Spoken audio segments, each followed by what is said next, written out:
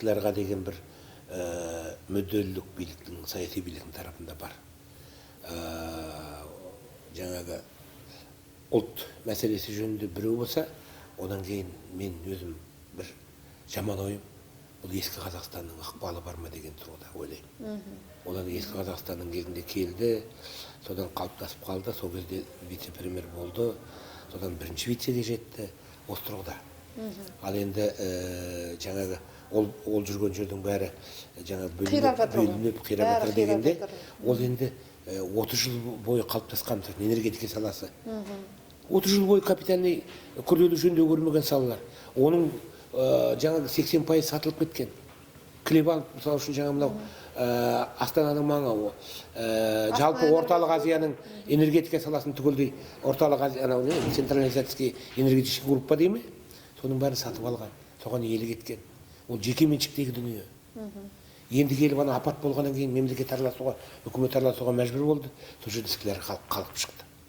Бұлай енді түптеп келгенде, масштабты қарағанда бұл жерде эскілер тек қана пожарник ретінде бар, өрт сөндіруші ретінде бар.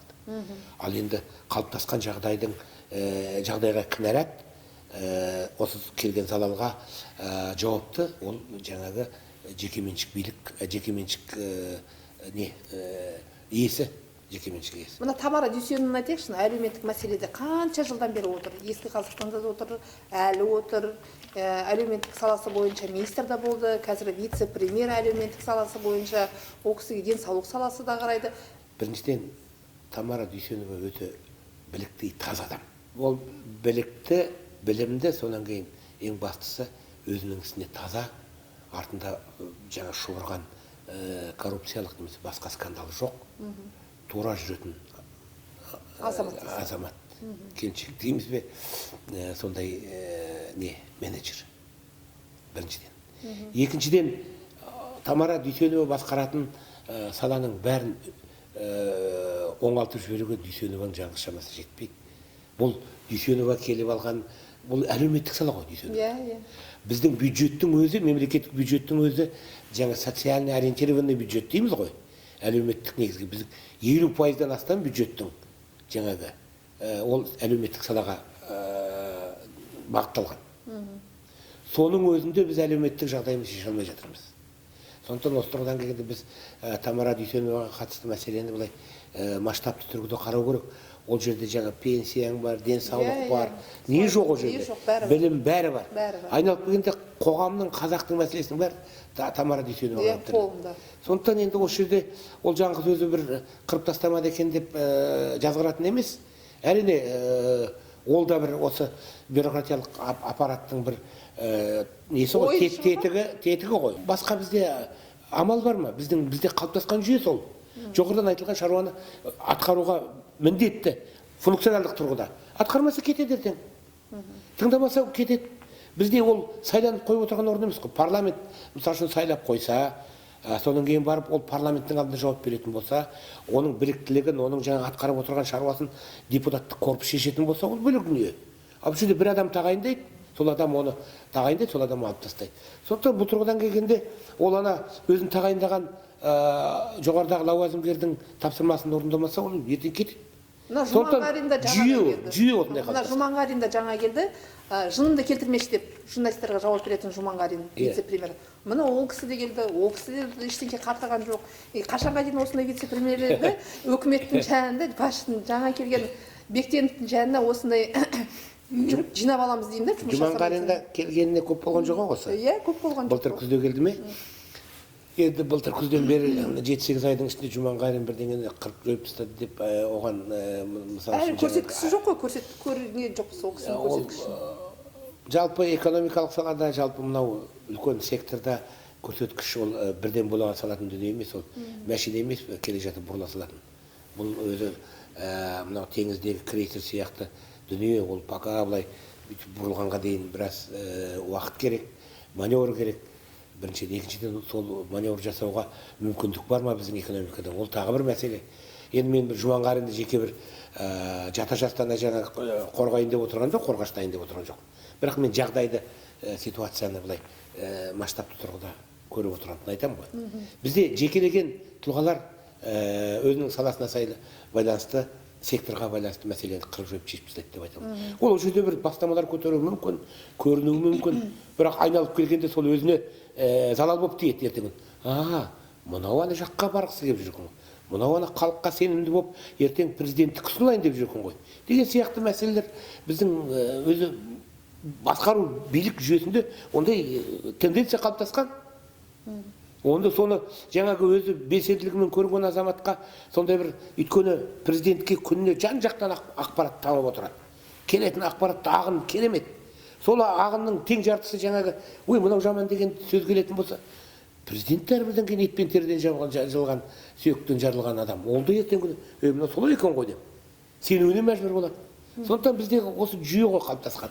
Егер де осы жүйені реттеудің бір амалы осы министрлерді, жалпы басқару аппаратында жүрген азаматтарды, лауазымгерлерді парламенттің тікелей сайлауы сол өтетін болса, онда мәселе басқа. Өйткені парламенттің өзінде мәселе ертеңгі күні бір жаңа Жұманғарин келетін болса, парламенттегі 98 депутаттың қорқып кеткенде жартысы немесе бір бөлігі қарсы болса, екінші бөлігі қорғайды. Солай ортада дискуссия туады, пікірталас туады. Соның негізінде жаңа Жұманғарин қалу керек пе, қалмау керек пе деген мәселе туады.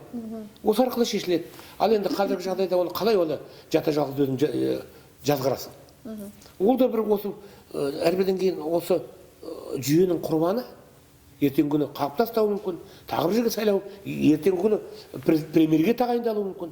Оның бәрі жаңа біздің елде қалыптасқан мынау истеблишмент дейміз бе, саяси иерархияның қалыптасқан тәжірибесі, тәртібі сол, режим сол. Сондықтан басқа дүние жоқ бізде. Соңғы бір сұрағым қалды. Қазір жаңа тағайындалған төтенше жағдай министрлігі, өзіңіз ол туралы біз өзімізде сұрақ көтердік. Өмірінде ол салада жұмыс жасамаған, өмір бақи күзетші болған, қару ұстаған, елбасыны күзеткен, қазіргі бізді президентімізді күзеткен. Жаңа өзінің сөзіне өзі жауап бере алмады ғой. Бәріне дайынмын деді, қазір дайындығын өзіміз көрдік. Енді осындай салада маманы жоқ, тәжірибесі жоқ азаматтарды қалай осы министр қылып соншалықты сондай жауапты министрлікке тағайындағанына негізі бізде сұрақ туындап тұр. Министр, әкім деген лауазым бұл саяси тұлға болу керек. Бұл политический должность дейді ғой. Саяси лауазым болу керек. Оның, мен өзім ойлаймын, оның нақты сол бір саланың маманы болуы міндет емес. Ол сол саланың сол саланың мәселесін бәрін біріктіріп, соның саясатын қозғайтын, соның бәрін біріктіре алатын, маңайына менеджерлер топтастырып, команда топтастырып, жұмыс істеуге ықпал ететін тұлға болу керек. Ол бәлкім мұғалім де болуы мүмкін келіп алып. Бірақ сол салада жұмылдырылатын біліктілігі бар, танымы бар, түйсігі бар, өзінің беделі бар азамат болу. Енді кеше пиарлап жүр ғой, ит пен мысықты құтқарып алып, өзіне пиар жасап жүрген. Енді ит пен мысықты құтқару деген мәселе бұл жалпы әлемдік тренд. Жануарды қорғау деген. Сондықтан осы тұрғыдан келген жалпы жаман көрініс емес енді. Бірақ енді мынау біздің қазіргі қалыптасқан тасқын жағдайында әрине бізге оғаш көрінуі мүмкін. Бірақ ит пен мысықты қорғау, күзету, тасқыннан алып шығу жалпы адамзаттың түсінігінде жаман емес қой.